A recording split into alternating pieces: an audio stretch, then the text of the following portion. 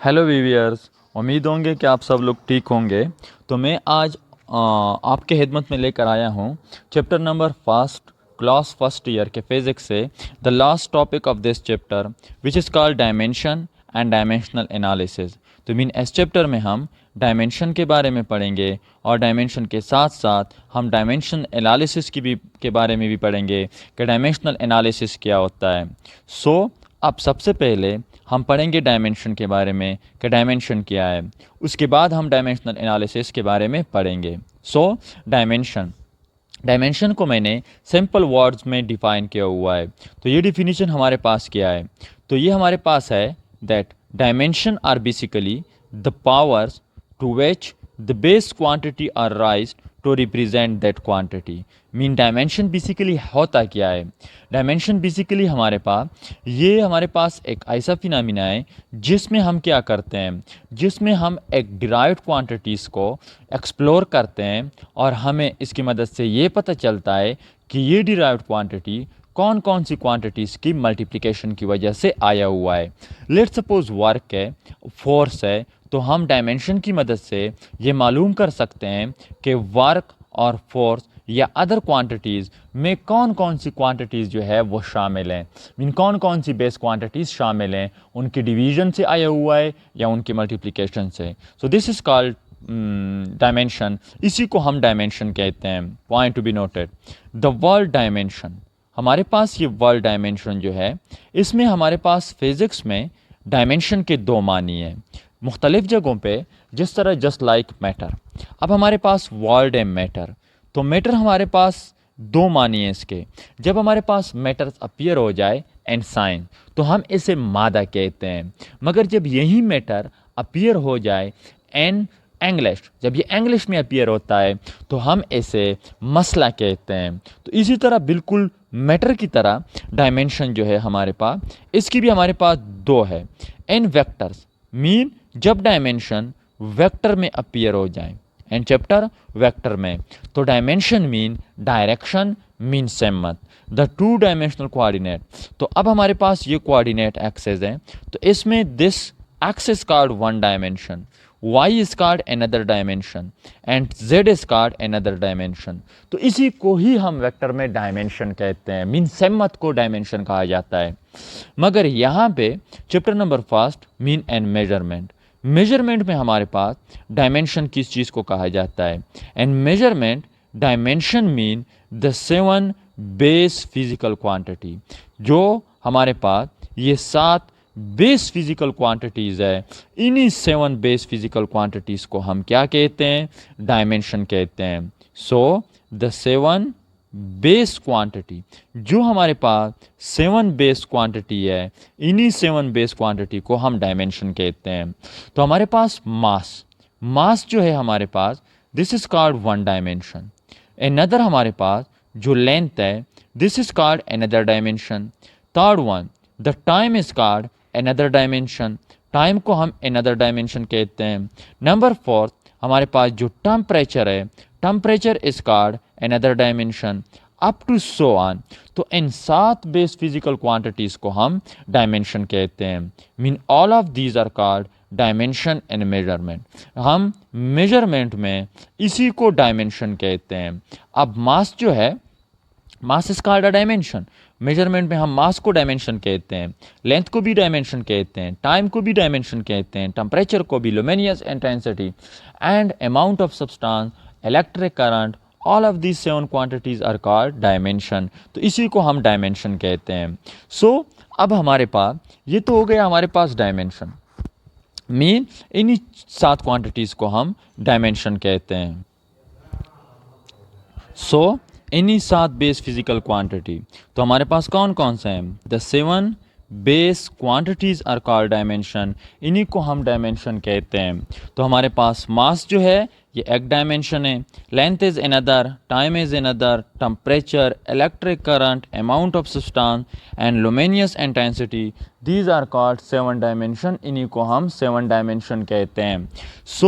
अब मेजरमेंट में हम इन्हीं बेस क्वांटिटीज़ को डायमेंशन कहते हैं। जब हम क्या कर लें, अमूमी तौर पे हम क्लासिकल फिज़िक्स में जो क्वांटिटीज़ हमारे पास डिराइव क्वांटिटी क्लासिकल फिजिक्स के साथ बिलोंग करती है, तो उसमें हम अमूमी तौर पे 3 डायमेंशन जो है वो यूज़ करते हैं। मीन 3 फिजिकल क्वांटिटीज़ में हम इसका डायमेंशन करते हैं, और वो 3 फिजिकल क्वांटिटीज़ कौन कौन से हैं? दिस इज़ मास, मास एक डायमेंशन है, लेंथ दूसरा डायमेंशन है, और हमारे पास जो टाइम है ये तीसरा डायमेंशन है। तो हम क्लासिकल फिजिक्स में अमूमी तौर पे हम 3 डायमेंशन यूज़ करते हैं, मगर ज़्यादा से ज़्यादा हम 5 डायमेंशन जो है वो यूज़ करते हैं। तो इन 5 में हम, और इन 3 के साथ हम इलेक्ट्रिक टेम्परेचर और इलेक्ट्रिक करंट को भी शामिल कर लेते हैं, मगर अमूमी तौर पे हम डायमेंशन 3 डायमेंशन में हम एक फिजिकल क्वांटिटीज़ का डायमेंशन करते हैं। सो बेसिकली डायमेंशन हमारे पास, डायमेंशन की मदद से हमें ये पता चलता है कि एक डिराइव्ड क्वांटिटीज़ में कौन कौन सी क्वांटिटीज़ शामिल हैं। अब लेट सपोज हमारे पास वर्क है, तो अब अगर हम वर्क का डायमेंशन कर लें तो हमें ये पता चलता है कि वर्क कौन कौन सी डिराइव बेस क्वांटिटीज़ के डिवीजन या मल्टीप्लिकेशन की वजह से आया हुआ है। अब लेट सपोज हमारे पास वर्क जो है, वर्क का फार्मूला है हमारे पास F.S। तो अब हम ये पता लगा सकते हैं कि वर्क हमारे पास कौन सी क्वांटिटी डिवीजन में है और कौन सी क्वांटिटी हमारे पास प्रोडक्ट में आई हुई है। सो अब इसके लिए हम क्या करेंगे? अब हम सबसे पहले वर्क को एक्सप्लोर करेंगे। अब वर्क की हमारे पास जो क्या है, वर्क की जो यूनिट है हमारे पास, वो work is equal to F.S। Unit of force is equal to newton and newton unit of displacement as meter. अब हम इसे और अगर एक्सप्लोर कर लें तो newton is equal to kilogram metre second inverse square dot meter. तो अब यहाँ पे वो क्वांटिटीज़ जिसके सेम बेसिस हैं हम उसे मल्टीप्लाइड कर सकते हैं। So work is equal to हमारे पास, this is equal to kilogram metre second inverse square, kilogram metre square and second inverse square. This is हमारे पास वर्क की क्या है, यूनिट आ गई। तो अब अगर हम इसी वर्क का डायमेंशन कर लें तो हम इस तरह एक वर्क का डायमेंशन करेंगे। तो हमारे पास dimension of work will be equal to, mean W is equal to dimension of W को ब्रैकेट्स में बंद कर लें। अब kilogram, kilogram is the unit of mass, ये मास की यूनिट है, और हम मास को कैपिटल M से रिप्रेजेंट करते हैं, और यहाँ पे हमारे पास मास जो है 1 टाइम अपीयर हुआ है तो power 1। Meter is the unit of length, so length is represented by capital L, और ये 2 टाइम अपीयर हुआ है तो power 2। Second is the unit of time तो T, और ये हमारे पास 2 टाइम अपीयर हुआ है बट एंड डिवीजन, सो इसे ब्रैकेट्स में बंद कर लें। This is called dimension of work, ये हमारे पास वर्क का क्या है, डायमेंशन है। इसके बाद हमारे पास अगर हम इनअदर एग्जाम्पल ले लें तो इनअदर एग्जाम्पल में हम अगर डायमेंशन कर लें किस चीज़ का, फोर्स का, फोर्स का अगर हम डायमेंशन मालूम कर लें that what is the dimension of force, तो इसके लिए हम क्या करेंगे, सबसे पहले फोर्स की जो यूनिट है उसे एक्सप्लोर करेंगे। So the unit of force is Newton, Newton इसकी यूनिट है। तो न्यूटन को अगर हम एक्सप्लोर कर लें तो newton is equal to kilogram metre second inverse square is the unit of आपके पास फोर्स की यूनिट है। तो अब हम इसकी डायमेंशन कर सकते हैं। सो F, डायमेंशन ऑफ F को ब्रैकेट्स में बंद कर लें तो kilogram is the unit of mass, ये मास की यूनिट है, and mass is represented by capital M, और यहाँ पे मास 1 टाइम अपीयर हुआ है तो M power 1। Second is meter, unit of length, length is represented by capital L, और यहाँ पे ये 1 टाइम अपीयर हुआ है तो L पावर 1। इसके बाद सेकेंड यूनिट ऑफ टाइम, और ये यहाँ पे 2 टाइम अपीयर हुआ है और negative sign mean that and force time as and division mean in denominator. This is the unit of dimension of किस चीज़ का, फोर्स का। इसके बाद फ्रीक्वेंसी हमारे पास, हम फ्रीक्वेंसी की यूनिट को भी मालूम कर सकते हैं कि फ्रीक्वेंसी का डायमेंशन क्या है। As we you know that the unit of frequency is hertz, इसकी फ्रीक्वेंसी क्या है, हर्ट्ज है, and hertz is equal to किस चीज़ की इक्वल होता है, 1/s का। So dimension of frequency F is equal to, अब यहाँ पे हमारे पास इसमें मीन फ्रीक्वेंसी में हमारे पास जो है मास नहीं है, तो हम यहाँ पे लिखेंगे M पावर नॉट। लेंथ भी हमारे पास नहीं है, so that should be equal to L power not, और हमारे पास टाइम टी है हमारे पास, सो चूँकि S is the unit of time, और यहाँ पे टाइम हमारे पास 1 टाइम अपीयर हुआ है but in denominator, so M not L not T inverse is the dimension of frequency का डायमेंशन है। इसके अलावा अनदर एग्जांपल, लेट्स सपोज हम मोमेंटम के डायमेंशन को मालूम करना चाहते हैं। So formula of momentum is M V and the unit of momentum is kilogram metre second inverse is the SI unit of momentum, ये मोमेंटम की एसआई यूनिट है। सो अब यहाँ से हम इसकी डायमेंशन निकाल सकते हैं। So kilogram meter and second inverse, ये हमारे पास मोमेंटम की यूनिट है। तो यहाँ पे हमारे पास kilogram is the unit of mass and mass is represented by capital M, और मास को हम कैपिटल एम से रिप्रेजेंट करते हैं। M is the unit of length, ये लेंथ की यूनिट है, और लेंथ को हम कैपिटल एल से रिप्रेजेंट करते हैं। और नेक्स्ट हमारे पास सेकेंड है, second is the unit of time, और टाइम को हम कैपिटल टी से रिप्रेजेंट करते हैं। सो अब आते हैं फार्मूले की जानिब। So the dimension of momentum is equal to, P को ब्रैकेट्स में बंद कर लें, and is equal to kilogram, kilogram हमारे पास मास की यूनिट है और इसे हम कैपिटल एम से, तो यहाँ पे हम लिखेंगे कैपिटल एम, और इसका हमारे पास क्या है, मोमेंटम में किलोग्राम 1 टाइम अपीयर हुआ है, so it should be power of 1, तो इसका पावर हमारे पास हम 1 लिखेंगे। और meter is the unit of length, length की यूनिट है, तो this should be represented by L, और मीटर का हमारे पास 1 टाइम अपीयर हुआ है फार्मूला में, तो पावर 1।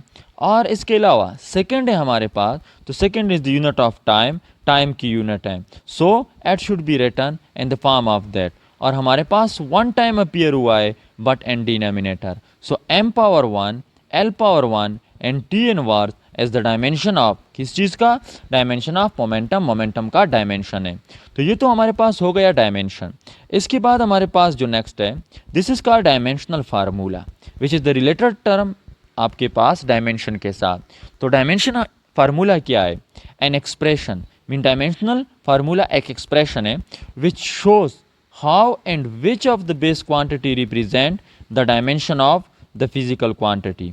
मीन डायमेंशनल फार्मूला हमारे पास वो फार्मूला है जो हमें ये बताता है कि कौन सी क्वांटिटी किस तरह एक डिराइव, मीन कि कौन सी क्वांटिटी और किस तरह बेस क्वांटिटीज़ जो है वो एक डिराइव्ड क्वांटिटीज़ को रिप्रेजेंट करते हैं।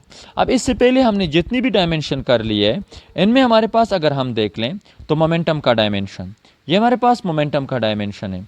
तो इसी मोमेंटम के डायमेंशन में दैट टर्म, हमारे पास ये जो टर्म है, this is called dimensional formula, इसी टर्म को हम डायमेंशनल फार्मूला कहते हैं। This term is called dimensional formula, इसी टर्म को हम डायमेंशनल फार्मूला कहते हैं।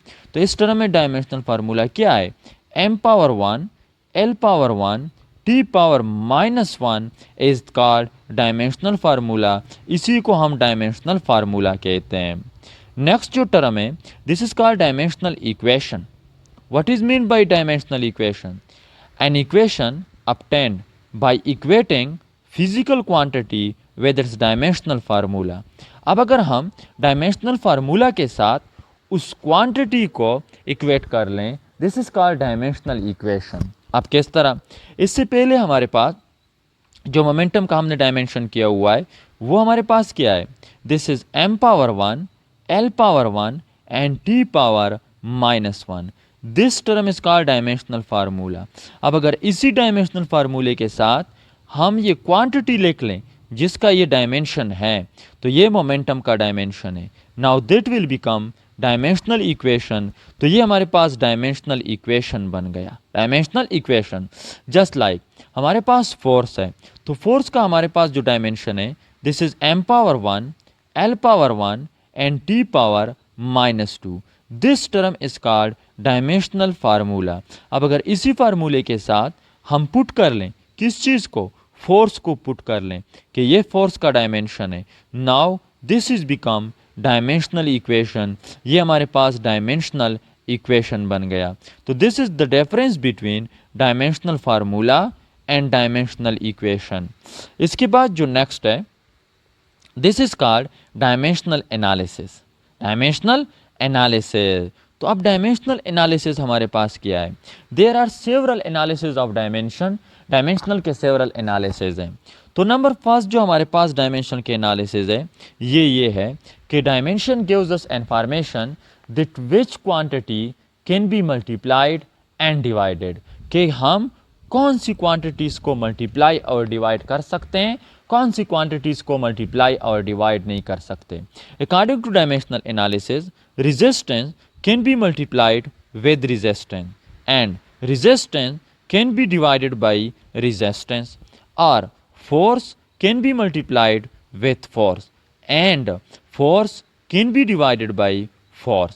या इसके अलावा momentum can be multiplied with momentum and momentum can be divided by momentum। हम momentum के ऊपर डिवाइड कर सकते हैं, but force cannot be divided by momentum,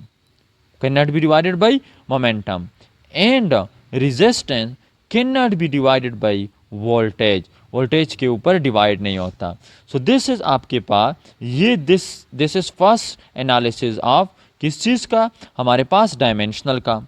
second जो हमारे पास डायमेंशनल एनालिसिस है वो ये है कि हम क्या करेंगे, हम सेम क्वांटिटीज़ को मल्टीप्लाई और डिवाइड करेंगे। हम सेम क्वांटिटीज़ को मल्टीप्लाई और जिस तरह हम किसी फार्मूले में लेट्स सपोज हमारे पास 3 मीटर को हमने डिवाइड किया हुआ है किस चीज़ के ऊपर? 3 मीटर को नहीं, 6 मीटर को हमने डिवाइड किया हुआ है 3 मीटर के ऊपर। तो हम किस तरह करते हैं? हम नंबर को डिवाइड करते हैं। तो जिस तरह हमने नंबर को डिवाइड किया हुआ है बिल्कुल इसी तरह हम यूनिट्स को भी डिवाइड करेंगे। या लेट्स सपोज हमने क्या कर लिया, हमने डिवाइड कर लिया वेलोसिटी को विच इज़ 8 मीटर पर सेकेंड विथ 2 मीटर के ऊपर हमने डिवाइड कर लिया। तो अब डिजिट एक दूसरे के साथ कैंसिल होते हैं। तो जिस तरह हम डिजिट को कैंसिल करते हैं उसी तरह वो क्वांटिटीज़ जो यहाँ पे कैंसिल होते हैं, डिवाइड होते हैं, सेम क्वांटिटी, तो उसे आप डिवाइड कर लें। तो मीटर और मीटर क्या हो जाएंगे? कैंसिल हो जाएंगे। तो your answer will be 4 second. 4 second will be your answer. तो ये आपके पास जो है। या इसके अलावा जब आप क्या करते हैं 10 मीटर को डिवाइड करते हैं किस चीज़ के ऊपर? 2 के ऊपर। या 2 किस चीज़ के ऊपर? 2 ओम के ऊपर। तो अब आप यहाँ पे नंबर तो कैंसिल कर सकते हैं, डिवाइड कर सकते हैं, मगर यूनिट यहाँ पे कैंसिल नहीं होती क्योंकि यहाँ पे जो यूनिट है वो 2 डिफरेंट यूनिट है। दिस इज अनदर हमारे पास डायमेंशन एनालिसिस हो गया डायमेंशन का। और number third one dimension of the किस चीज़ का? Checking the homogeneity of the equation. Checking the homogeneity. अब हमारे पास फिजिक्स में बहुत सारे इक्वेशंस हैं। अब हम उसकी होमोजेनिटी चेक कर सकते हैं कि आया ये इक्वेशन डायमेंशनली करेक्ट है या नहीं है। अगर किसी भी इक्वेशन का लेफ्ट हैंड साइड का डायमेंशन राइट हैंड साइड के डायमेंशन के इक्वल नहीं है तो हम कह सकते हैं कि this equation as dimensionally incorrect. जब कोई इक्वेशन डायमेंशनली इनकरेक्ट है तो इसका मतलब है कि ये इक्वेशन भी इनकरेक्ट है। तो अब लेट्स सपोज हमारे पास एक इक्वेशन है that v is equal to F lambda. The equation of for the speed of wave के लिए इक्वेशन है। सो अब इसके लिए सबसे पहले हम LHS को लेंगे, मीन LHS का हम डायमेंशन करेंगे। तो LHS का हमारे पास v है और v की यूनिट हमारे पास है metre second inverse. So dimension of v will be equal to किस चीज़ की इक्वल होगा? m power not l power 1 and t power -1। This is the dimension of किस चीज़ का? वेलोसिटी। इसके बाद taking right hand side, equation के राइट हैंड साइड का भी डायमेंशन कर लें। So right hand side is equal to F lambda and the unit of frequency की जो यूनिट है this is 1/s and lambda जो है हमारे पास लेंथ है इसकी यूनिट मीटर। तो ये बन जाएगा मीटर सेकेंड इनवर्स ये बन गया। तो अब हमारे पास dimension of f lambda will be equal to Dimension of m lambda will be equal to, that should be equal to m power naught L power 1 and t power minus 1. This is the dimension. Hence अगर हम देख लें left hand side का जो dimension है is equal to right hand side, तो अब हम कह सकते हैं कि this equation is dimensionally correct and this is called checking the homogeneity. Checking the homogeneity, ये हमारे पास इसका ये हो गया. इसके बाद नंबर 4th वन जो है, this is called deducing equation. This is deducing equation for physical quantity. डिड्यूसिंग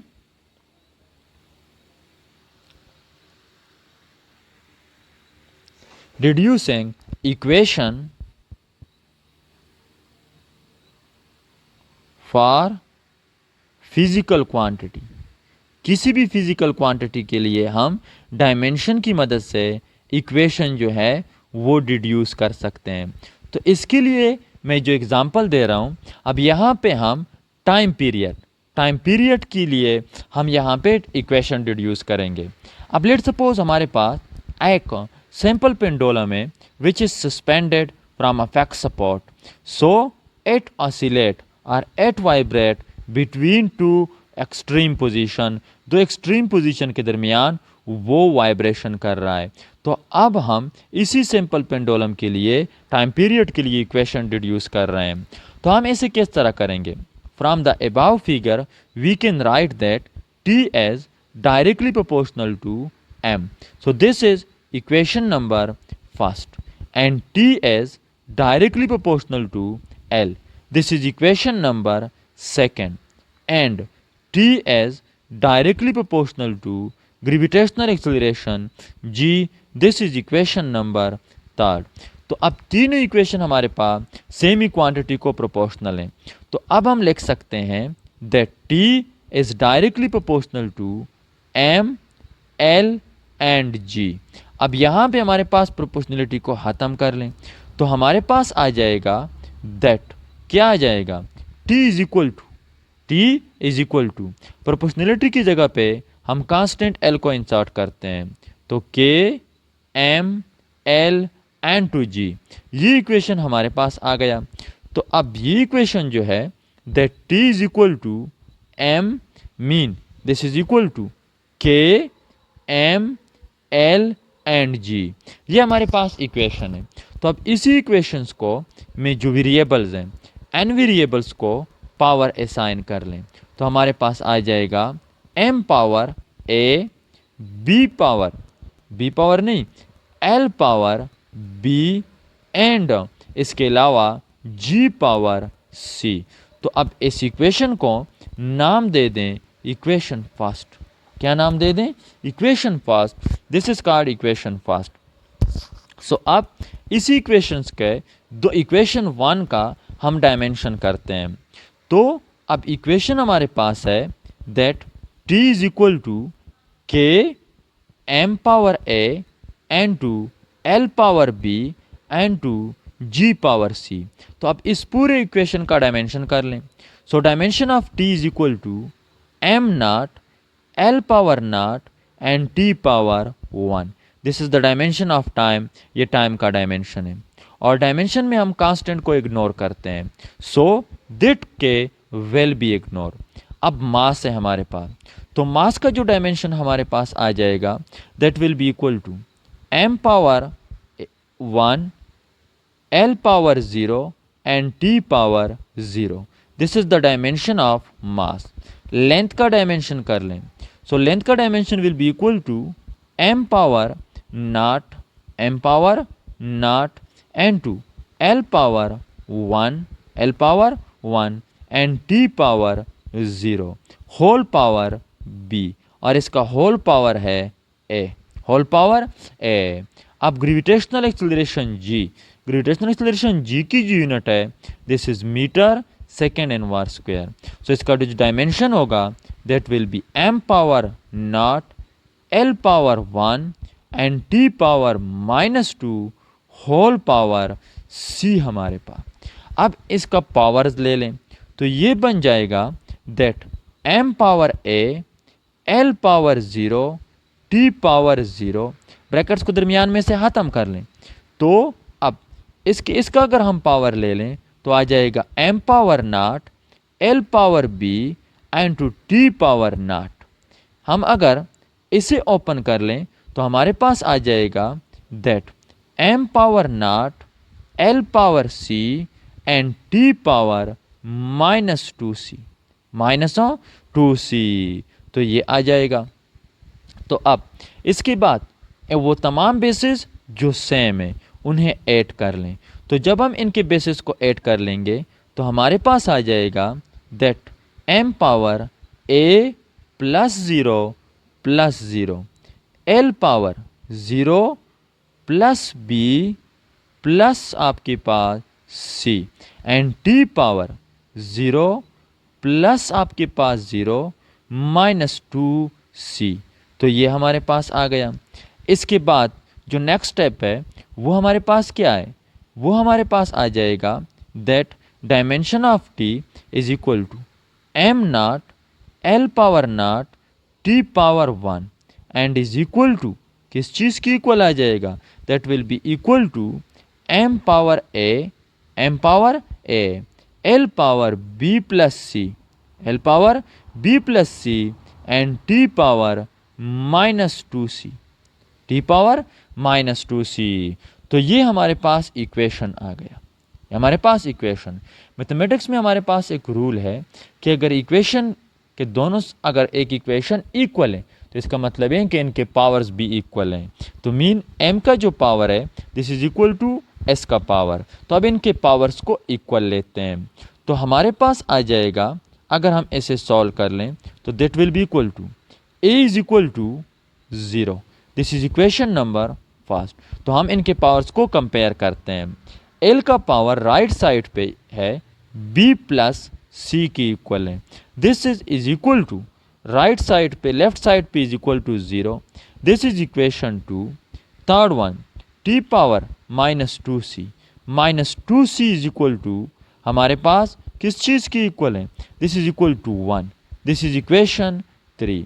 तो हमारे पास ये 3 इक्वेशन आ गए that a is equal to 0 equation 1, b plus c is equal to 0 equation 2 and -2c is equal to 1 equation 3। इसे confirm कर लेते हैं, b plus c is equal to 0 -2c is equal to 1। तो अब a की जो value है वो हमारे पास है। अब हमने b और c की वैल्यू मालूम करनी है। तो c की वैल्यू हम इस इक्वेशन से मालूम कर सकते हैं। दोनों साइडों को -2 पे डिवाइड कर लें तो c इज इक्वल टू -1/2। तो this is the value of c। ये c की वैल्यू आ गई। अब c की ये वैल्यू क्या कर लें, पुट कर लें। पुटिंग एन इक्वेशन 2 इस इक्वेशन 2 में पुट कर लें तो हमारे पास आ जाएगा दैट b माइनस c की जगह पे अगर हम पुट कर लेंगे तो -1/2 इज इक्वल टू 0। तो that will be equal to b is equal to 1/2। b is equal to 1/2। तो हमारे पास आ गई a की वैल्यू आ गई, a की वैल्यू है, b की वैल्यू है, c की वैल्यू है।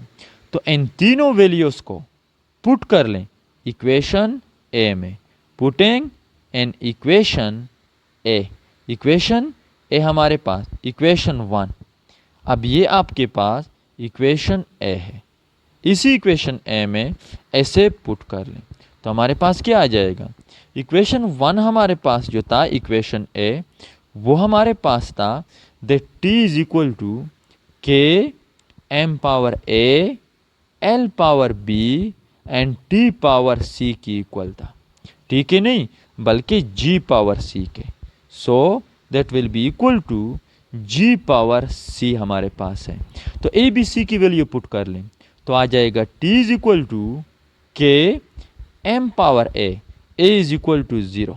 तो 0 l power b is equal to हमारे पास 1/2 and g power c and c is equal to, c हमारे पास किस चीज़ की इक्वल है, -1/2 की इक्वल है।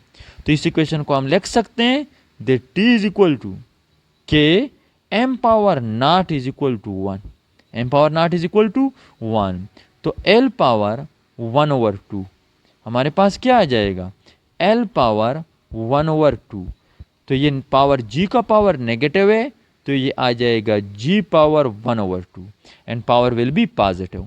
और इसी को हम लिख सकते हैं according to law of exponent l divided by g whole power 1/2, whole power 1/2। तो अब 1/2 is equal to square root, 1/2 is equal to square root. तो इसकी वैल्यू पुट कर लें तो t will be equal to k is a constant, k is a constant and this constant k is equal to 2 pi and 2 pi is called one vibration. So 2 pi हमारे पास आ जाएगा 2 pi n2 l divided by g whole under the root, whole under the root, which is the equation for time period of sample pendulum। और यहाँ पे हमारे पास ये जो 2 pi है, 2 पाई यहाँ पे शो करता है कांस्टेंट है, मगर this constant is equal to 1 vibration, mean ये कांस्टेंट जो है ये 1 वाइब्रेशन को शो करता है या 1 कंप्लीट राउंड ट्रिप को शो करता है। सो दिस इज आपके पास डायमेंशन, ये हो गया डायमेंशन।